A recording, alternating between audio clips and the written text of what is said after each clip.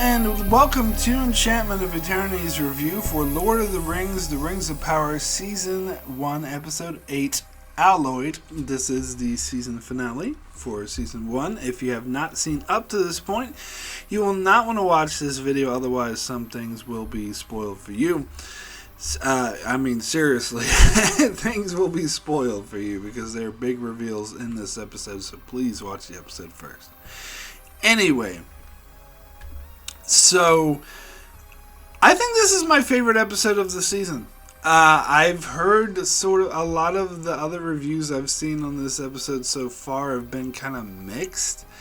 And it seems like a lot of people prefer the big battle episode in episode 6, but I actually like this one better. I had my issues with the battle episode in episode 6. It was good, it was decent, but I had some issues with this episode too, but not as many. And overall, I was more invested. I was more engulfed. I was more engaged with this episode than I was that battle episode. The battle episode seems like it was trying to do what Game of Thrones has done better and just failing, where this felt like it was doing more of its own thing. This felt more of Lord of the Rings. So that's why I think I was more engaged with it and liked it better. Plus, it paid off a lot of things that they've been dragging out all season, which I do appreciate.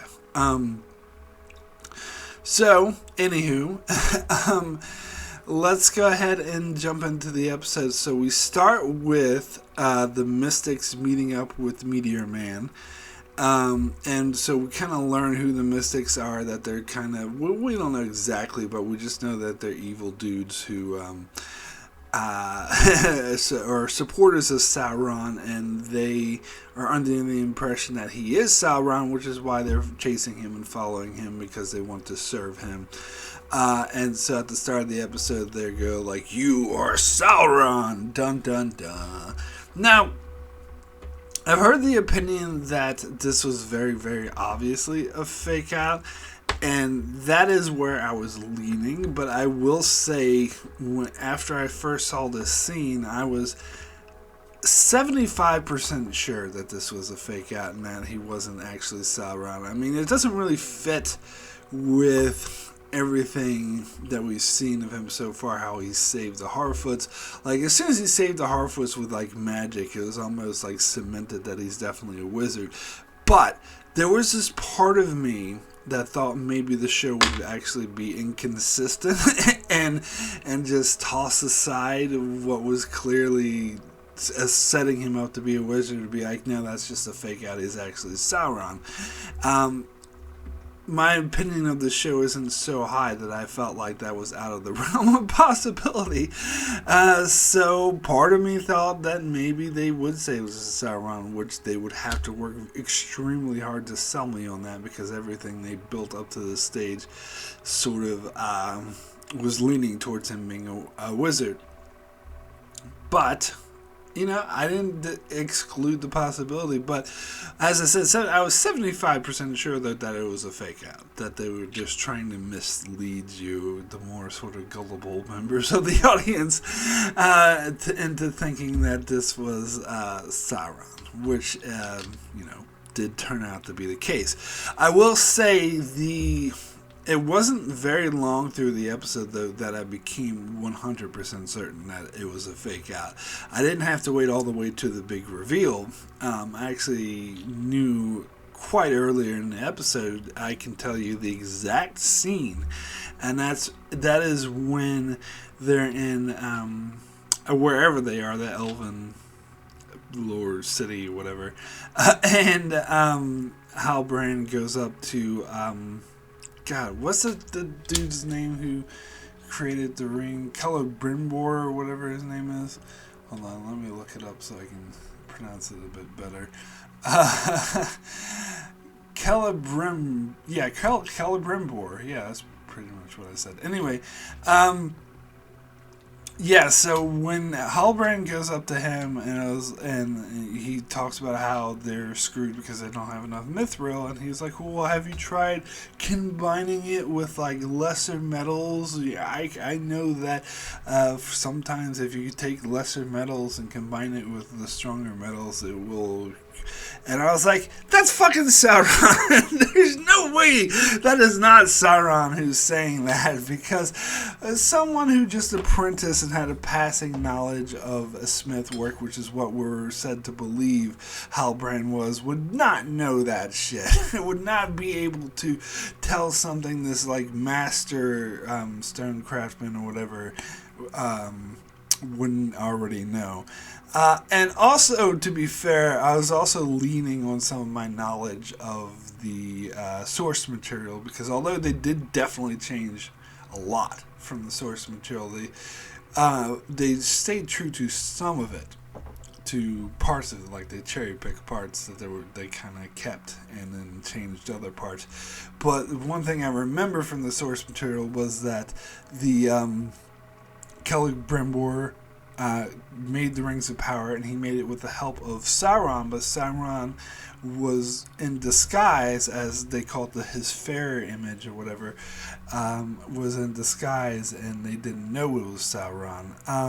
Now, in the source material, they had a specific name. It wasn't Halbrand. It wasn't like the King of the Southlands. I can't remember the exact name, but it was a different name, and he was said to be like sent from the gods or whatever, or Valinor or whatever, to help them. He was presented himself as a magical being, not as this just man who was supposed to be king of the Southlands. So that the show definitely changed. But I knew that Celebrimbor built the Rings of Power with the deception of Sauron, who was under disguise. So as soon as Halbrand shows up, and I was like, "Oh, this is how I think you should build these things," I was like, "Ah!" That 100% is Sauron. Now, as I mentioned in previous episodes, I had already been on board with this theory that Halbrand was Sauron, so I was already leaning like way in that direction before this episode even began, and so that just pushed me over the top. And to be fair, I didn't necessarily come up with this theory myself. I also watched another video where they gave this theory, but they gave their reasoning. I'm like, that's sound reasoning. And if you look back on it now, like the previous scene in the battle episode where Halbrand comes across Adar, and it's like, "Do you know who I am?" And they're trying to play it off as the Adar had killed Haldar's family or whatever, and God, getting my names mixed up. Halbrand, yeah, that Adar had killed Halbrand's family. And and they try to play it off that way, because Adar was even like, "Oh, did I hurt someone you cared about?" But no, it's actually Sauron, and we learned from Adar's backstory where he was talking to Galadriel that he killed Sauron, and so that's what he was saying. "You remember me? I'm the man you tried to kill." So when that happened, I was already leaning towards that it's probably definitely Sauron. And as I said, with Meteor Man, with him saving the Harfoots and making all their crops grow and giving them all this food, that's not Sauron. Clearly it's not. I mean, I suppose, again, if they wanted to do a clunky fake out, they could say that he's just under the delusion that he's not Sauron, but really he is, and then he'll wake up and become Sauron. There have been shows and films that have done that, where the character starts acting good until they realize they're evil, and then they fully embrace their evil side, which I think usually doesn't work, and I don't think it would have worked here. So I'm glad they didn't do it, but I didn't exclude the possibility that they would do it. That is not until this scene with Halbrand talking to Celebrimbor. I was like, yeah, no, he's Sauron for sure. There's no way he's not Sauron at this stage. But that being said, when they did the big reveal that Halbrand was Sauron, I still loved it. I thought it was an amazing reveal, even though I already knew it. sometimes it doesn't matter if you figured out the twist. And this is what I always tell people. Sometimes twists don't need to like be unpredictable. I mean, sometimes if they're way too predictable and the story plays it off like ha ha ha, you might be like, no, that sucks. But sometimes, like, I think sometimes if shows, films, or stories try too hard to make the twist unpredictable, and then the whole film ends up being just about the twist. It's like, all right, you fooled me with the twist, but the rest of your story is kind of boring. Sixth Sense. Anyway, so I like it. It actually makes sense from a storytelling craft perspective when they, even if they make a twist that's predictable, if it works for the story and is actually still really powerful, even though you figure it out, it's still great story beat. And I think that's definitely the case here. When I thought the scene where Galadriel figured out who he was, and he like kind of confronted her and was sending her these delusions and pretending to be her brother, like, that was powerful shit. And it does in retrospect really make this a really Galadriel story, this whole season, much more interesting, that she's on this huge quest of revenge to kill Sauron, and this whole time she was actually befriended him and saved his life and was urging him to go in the battle, and it turns out that was the man that she wanted to kill all along. I think it's really powerful. To me, this really works, and I like the way the actor portrayed it. This reveal of it didn't seem to be like a sudden shift in character. It seemed consistent with how he'd been portrayed. And I like how he pointed these things out, where he was like, well, I actually just wanted to stay in Numenor. You're the one that convinced me to come over here. And because I do think that his mission was originally to go to Numenor to corrupt them, and that's probably why he was in that boat in the first place. He was trying to get to Numenor, but his boat sort of, destroyed and crashed or whatever, and he ended up teaming up with Galadriel. But once he got there, that's where he wanted to be, and this makes sense again why he was able to kick everyone's ass, and why he was like gravitating towards being a smith. But when he saw that it was clear Galadriel was pulling him back to Middle-earth, eventually he just went with that. And then she pointed out, she's like, but you helped me, to defeat my enemies. He's like, yes, my enemies. Our enemies. Making it clear, because Adar is in fact his enemy, even though Adar has accomplished pretty much what he wanted to, creating Mordor and everything. But Adar is like, apparently, killed Sauron, that doesn't like him, and so they're considered enemies, and so they kind of had common interest in that regard, which she wasn't even aware of, which I love that. So yeah, I think this is a great reveal that's completely consistent and a well-earned reveal. Now, getting back to the Meteor Man, I'm not going to call him the Stranger because I like the Meteor Man much better. I suppose we could call him Gandalf, but we don't know that he's Gandalf. We know he's a wizard, but he probably is Gandalf, given that the show likes to use well-known established characters. But for now, I'll just keep calling him Meteor Man because I like that. Anyway, so we get the confrontation of the Harfoots, like, to try to free Meteor Man, and I actually really loved this scene. I was really invested in this whole conflict, this whole struggle. I dare say even more so than the battle scene of season 6 or episode 6, because here's the thing.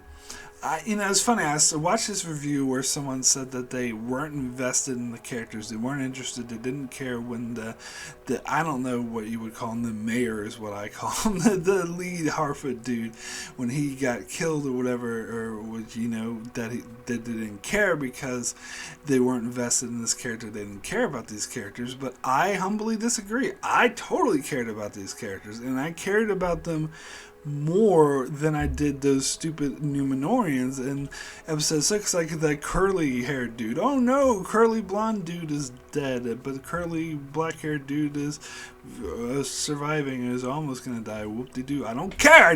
Did not care about any of those characters or those random Southlanders who Oh, this random old guy is getting killed. Woo. So what? Like that I was not invested in. This, the Harfoots, I was totally invested in them. And it's funny because if you watch my reviews, you saw how much I hated the storyline at the start of the season.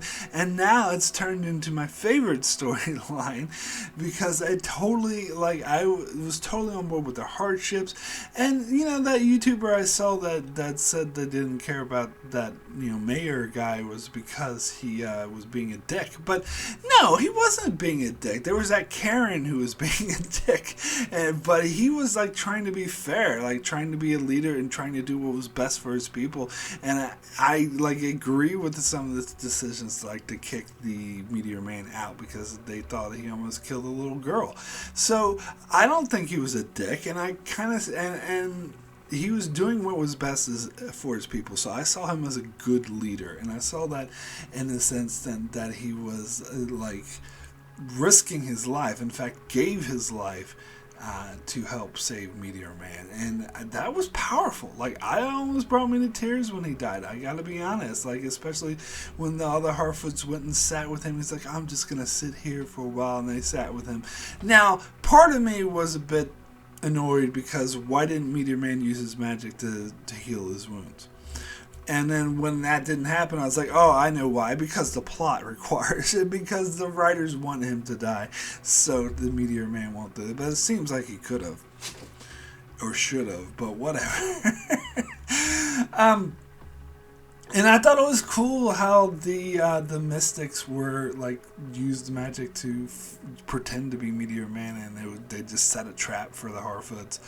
But then Meteor Man shows up and uses his powers to fight back, and how Nori had to convince him to take the wand. He's like, I don't know, I'm not good. And she's like, yes, you are. Like, that's really touching stuff. Like, this is powerful stuff. Like, I really, really got into it, and especially towards the end of the episode where Nori goes off on the adventure with Meteor Man, and of course they spell it out that he's a wizard, which they needed to do, to be fair. I was expecting him to say, like, my name is Gandalf, but at least they didn't go that far, but I'm pretty sure they are implying it is Gandalf. I don't think it would make much sense for him to be Saruman, because Saruman, I don't know, weird guy ends up turning evil, so this would have been, I don't know. But anyway, or it could be one of the other random wizards, but why? Why do that when they can have a name recognition? Cha-ching, cha-ching. Anyway, so I'm pretty sure this is going to be Gandalf. But yeah, at least they didn't go as far to say, my name is Gandalf. Oink. Like they did that bullshit with the, Southland Mordor. That was so fucking dumb. I still can't get over that. But anyway. So yeah, I actually like this much better. I gotta be honest, I liked it better than episode 6. And then the other stuff we got in this episode with, the Elven conflict. Like, the Elven King is just a dick. He is there. That's the point of his character, is to be the obstacle, to be the obstinate bureaucrat who, I guess you could, if you tried, you could see things from his point of view, that he's just trying to be practical, but really he's obviously just there to be the obstacle for the story. And then having them sort of build the rings. Now, alright, let me get to this whole thing with the rings, because this is when I was like, this is the frustrating part of this episode, where I was literally yelling at the TV when they're like, we're gonna build this, we're gonna build something, we're gonna craft this thing in a circular motion, so we are going to do, I'm like, say ring, say it, and they're like, a crown. I'm like, god damn it, just say it's a fucking ring. But then it got even worse. Later it's like, a crown's too big, we gotta create something smaller. And I was like, say ring, and they wouldn't say it, and I was like screaming at my TV. I was like, just say it's a fucking ring. I mean, that's the name, it's in the name, not only of the show, but of the whole fucking franchise. We know it's a ring, just say it's a goddamn ring. And then they wouldn't do it until the end. The very end had this big reveal. Dun, dun, dun, 3 rings. Of course they're rings. We know what this fucking show is called. We know what the books are called. Why are you trying to be coy about this? That pissed me off. Anyway, I guess the one thing I hadn't touched on yet was the Numenor stuff, which it wasn't that interesting. We got a nice character building moment with Elendil and the Queen, and her learning to be blind, and kind of helping her out, and then her consoling. Oh yeah, this is the one thing the episode didn't. The season ended without revealing that Asildor is still alive, which we fucking know, and that pisses me off. I said I'd be pissed off if they didn't reveal he was still alive by the end of the season, and they didn't, so I'm pissed off. That whole death fake out thing was stupid. We know he's alive. God damn it. Anyway, and then we get the scenes in Numenor with, Pharazôn, what's his face, like, doing, recruiting these stone masons to craft, and it just happens to be that annoying girl we've seen in previous episodes, to craft this giant, statue of the king, which, if I understand correctly from the end of the episode, when Elendil and the Queen arrived, they already finished it. I guess a lot of time has passed. Maybe it took them a long time to get back to Numenor, because that seems like that would take a really fucking long time to do. But if I understand, because they were like, I didn't really get that part where Elendil was like, oh my god, and you definitely saw something, and the Queen's like, what did you see? And then they pan up, and I guess they were showing a statue of that king guy. I don't know. I didn't get that. If someone else knows something else, or maybe it was a statue of Pharazôn. I don't know. I didn't really get that part. But so we get the scene where the stonemason girl we've seen in previous episodes is drawing the king or whatever, and then he wakes up and thinks he's his daughter, and starts talking about how the Numenorians need to change their ways, otherwise they'll die. Now, for some reason, this is coming up like really, really familiar. This is seeming really familiar. Didn't I just watch a scene where an old king who is dying and delirious talks to a woman that he thinks is his daughter, and says something that person then will take out of context because it's not actually his daughter? I thought I just saw that. Didn't I just see that? Yeah, it was in fucking House of the Dragon just last week. What is up with this coincidence? And I don't know, I don't care which one was written first. The House of the Dragon version, actually way, way better. Even though I complained about that scene, it's still better than this one. I was like, they just saw this. But anyway, so I don't know. She went up and found the Palantir, so I don't know what they're setting up this character to be. I really don't like or care about this character, and I really wish they would just write her off the show. I don't really care for what they're setting up for, but obviously the Queen's not going to get the proper information that they need to return to the old ways to save Numenor, because we know from the source material and from just watching Lord of the Rings that Numenor is not saved. But anywho, so my rating for Alloyed out of 10, I'm going to give this a 9. A 9 excellent, despite my few complaints, like yelling at the screen, just say ring. I was like what was that 80s comedian dude who used to go, say it, like that's what I was doing when they were like, just say ring, or the whole Numenorian thing with just ripping off House of the Dragon, or just like, despite those complaints, I think this was the best episode of the season. For sure. And I think I was really worried about how they could possibly end this season well, and they actually managed to pull it off. That being said, when I do my season-long review, I'm going to talk about how poorly paced and just inconsistent this season was. And if you look at the season as a whole, it doesn't come together very well. But this episode, just judging it by itself, and not worrying about where it fits into the season is actually a really good episode. It's a really powerful episode, and as I said, I was more invested in this episode than I was in the battle episode of episode 6, and I thought the reveal, although predictable, was really powerful and a really strong character moments, and it makes Galadriel's whole storyline justified this season, because I've heard a lot of people complain that her storyline is a waste of time, she wasn't really doing anything, but after seeing this episode I gotta disagree with that. I think her storyline was really well crafted, and I'm really curious the direction they're gonna take her going forward. I thought they actually did a great job with it, and I thought the reveal of Halbrand being Sauron was great, and I didn't mind that it was predictable, because it's good storytelling. I think that it's a folly of many shows to say, oh, this twist is predictable, so we're not going to do it. But if it's a good twist and it is necessary and it will lead to great storytelling that makes sense, it doesn't fucking matter if it's predictable or not. It's still what you should do, and I'm glad that this show did do it. So yeah, so that is it for my review of Alloyed. As I said, I will be back next week to do my full Season 1 review of The Rings of Power, where I'll look at the whole entirety of Season 1, which I'm not going to be less favorable than I was to this episode, I'll tell you that right now.